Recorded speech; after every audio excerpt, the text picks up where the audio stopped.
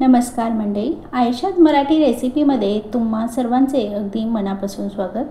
तर आज मी अगदी चमचमीत अशी शेपूची मूग डाळ घालून भाजी तुमच्यासोबत शेअर करणार आहे। प्रत्येकजण वेगवेगळ्या पद्धतीने शेपूची भाजी बनवतो, पण मी माझ्या पद्धतीची शेपूची भाजीची रेसिपी कशी करायची ती मी तुमच्यासोबत शेअर करणार आहे। अगदी 10 मिनिटात ही शेपूची भाजी तयार होते।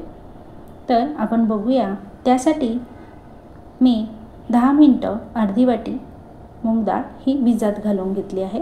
आता खलबत्त्यामध्ये 4 ते 5 हिरव्या मिरच्या आणि 4 ते 5 लसूण पाकळ्या मी घेतल्या आहे आणि ह्या मी अगदी 2 मिनिटं जाडसर असे ठेचून घेणार आहे। फार बारीक आपल्याला ठेचायचं नाही आहे, थोडंसं जाडसर असं वाटण होईल असं ठेचून घेणार आहोत। तुम्ही बघू शकता। आता या पद्धतीने हे माझं ठेचून झाले। आता आपण फोडणीची तयारी करू। त्यासाठी मी तेल घालून घेतले, साधारणतः 1 चमचा तेल घातले। तेल घातल्यानंतर यामध्ये मी 1 चमचा जिरे घालून घेतले आणि आता ठेचून घेतलेली हिरवी मिरची आणि लसूण यामध्ये मी घालून घेणार आहे आणि हे व्यवस्थित असं मी परतून घेणार आहे।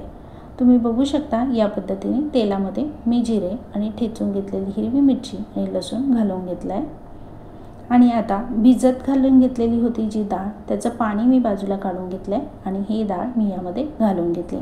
आता ही डाळ व्यवस्थित आपण त्या तेलामध्ये परतून घेणार आहोत, म्हणजे ती पटकन शिजते आणि चवीला अगदी छान लागते।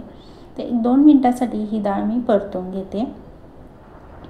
आता डाळ ही व्यवस्थित परतून झाल्यानंतर 5 मिनिटांनंतर आपण बारीक चिरून घेतलेली जी शेपू आहे ती स्वच्छ पाण्यात धुवून घेतली होती ती मी यामध्ये घालून घेणार आहे आणि आता हे संपूर्ण आपण मिक्स करून घेणार आहोत। या पद्धतीने व्यवस्थित संपूर्ण डाळ आणि फोडणी व्यवस्थित शेपूच्या भाजीला लागेल या पद्धतीने। ज्यावेळेस थोडंसं त्यामधलं मॉइश्चर कमी होईल तेव्हा ती शेपूची भाजीची क्वांटिटी कमी होते आणि त्यानंतर मी चवीनुसार मीठ घालून घेणार आहे।